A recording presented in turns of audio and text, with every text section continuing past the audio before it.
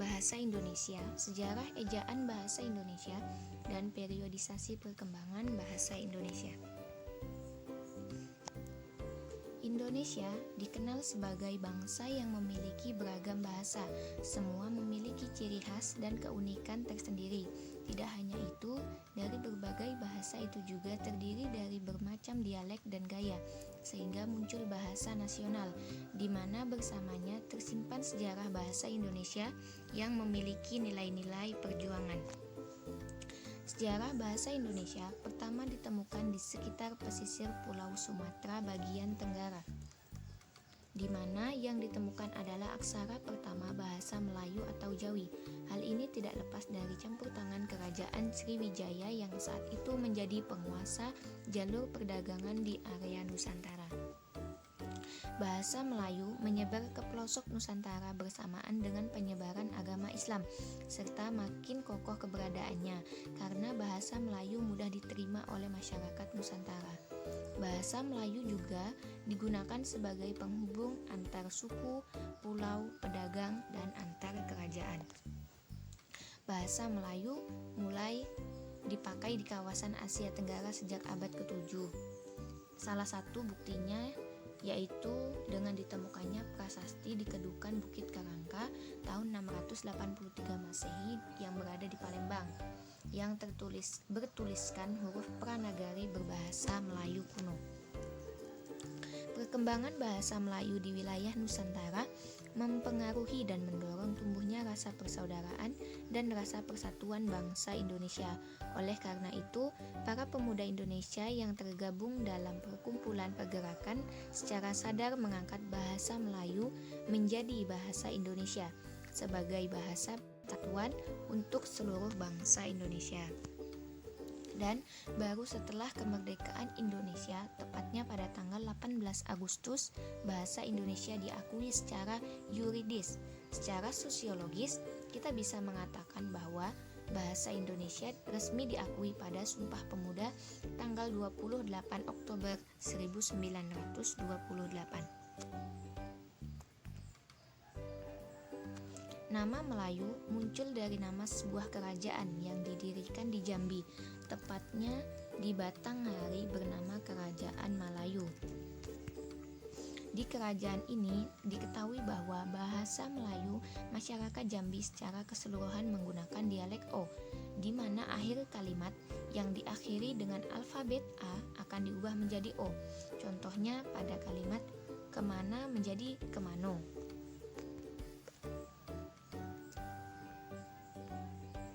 Dalam perkembangannya, penggunaan kata Melayu sendiri akhirnya menjadi jauh lebih luas dibandingkan daerah kerajaan Melayu yang hanya mencakup sebagian kecil dari Pulau Sumatera. Sejarah bahasa Indonesia baru menjadi resmi ketika pada abad ke-20 mulai ada perpecahan bentuk baku tulisan pada bahasa Melayu. Pada tahun 1901, Indonesia yang masih menjadi Hindia Belanda mengadopsi ejaan Van Ophuijsen dan Persekutuan Tanah Melayu. Kemudian, sejarah ejaan bahasa Indonesia. Sampai saat ini, dalam bahasa Indonesia telah dikenal 3 nama ejaan yang pernah berlaku. Ketiga ejaan yang pernah ada dalam bahasa Indonesia adalah sebagai berikut. 1. Ejaan Van Ophuijsen, ejaan berbahasa Melayu dengan huruf Latin. Contohnya, huruf J untuk menuliskan bunyi Y, seperti pada kata yang, payah, dan sayang. Huruf OE untuk menuliskan bunyi U seperti kata guru, itu, dan umur. Kedua, ejaan Republik atau ejaan Suwandi, perubahan dari ejaan Ophuijsen, seperti huruf OE diganti dengan U. Contohnya dalam ejaan Van Ophuijsen penulisannya satoe, dalam ejaan Republik sudah menjadi satu. Huruf hamzah dan bunyi sentak ditulis dengan huruf K. Contohnya maklum, pak, tak, rakyat. Kata Kata ulang boleh ditulis dengan angka 2, contohnya pada kata kupu-kupu dan main-main. Ketiga, ejaan Melindo atau Melayu Indonesia. Nah, usaha penyempurnaan ejaan terus dilakukan pada ejaan Melindo, termasuk bekerja sama dengan Malaysia dengan rumpun bahasa Melayunya pada Desember 1959. Dari kerjasama ini terbentuklah ejaan Melindo yang diharapkan pemakaiannya berlaku di kedua negara paling lambat bulan Januari 1962. Namun perkembangan hubungan politik yang kurang baik antar dua negara pada saat itu, ejaan ini kembali gagal diberlakukan. 4. Sejarah ejaan bahasa Indonesia yang disempurnakan atau EYD. Pada tanggal 16 Agustus 1972, Presiden Republik Indonesia meresmikan pemakaian ejaan bahasa Indonesia.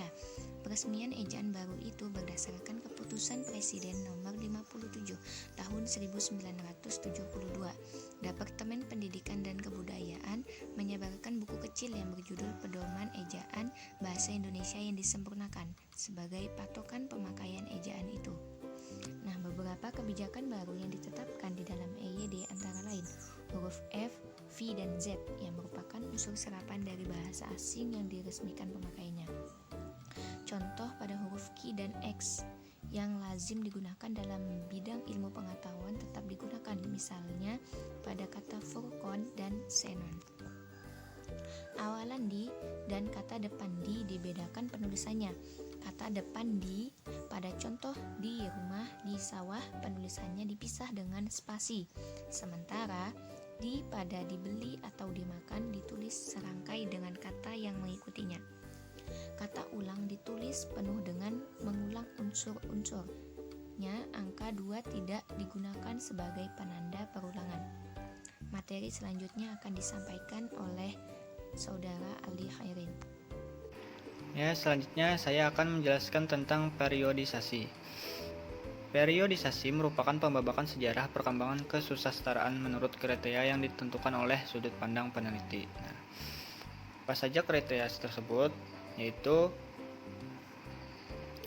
publikasi karya sastra, pertimbangan intrinsik karya sastra, pertimbangan ekstrinsik karya sastra, dan berdasarkan pada perbedaan norma umum dalam sastra sebagai pengaruh zaman situasi. Pakar sastra yang telah membuat periodisasi sejarah sastra Indonesia antara lain yaitu Hans Bagijassin, Buyung Saleh. Kalau Buyung Saleh ini dibuat tahun 1956 dalam tulisan Perkembangan Kesusastraan Indonesia dengan ciri yang lebih menekankan ke segi sosialnya. Terus Nugroho Noto Susanto ini menjelaskan model yang dibuat Hans Bagijassin dan Buyung Saleh. Terus Bakri Siregar ini tidak mengemukakan ciri-ciri intrinsik karya sastra. Lanjut ke Ajib Rosidi. Ajib Rosidi ini membedakan ciri-ciri intrinsik tiap-tiap periode berdasarkan pedoman norma-norma umum dalam sastra pengaruh situasi tiap-tiap zaman. Lanjut ke Zuber Usman. Zuber Usman ini menggunakan kriteria ekstrinsik dalam membuat periodisasinya. Karena nama Balai Pustaka, Pujangga Baru, Jepang, dan Angkatan 45 itu adalah nama-nama di luar sastra. Yang terakhir adalah Rahmat Joko Prodopo. Ini memberikan ciri-ciri tiap-tiap periode berdasarkan kriteria intrinsik. Nah, jadi pada umumnya itu periodisasi ini menunjuk persamaan dalam garis besarnya, akan tetapi ada perbedaan kecil mengenai batas waktu. Kesemua periodisasi itu memulai perkembangan sastra Indonesia modern sejak tahun 20-an ke tahun 30-an, lanjut ke tahun 45 dan tahun 66 sebagai tonggak-tonggak pentingnya dalam perkembangan sastra. Ya, itu saja penjelasan dari kami. Salah hilapnya mohon maaf. Sekian dan terima kasih. Wassalamualaikum warahmatullahi wabarakatuh.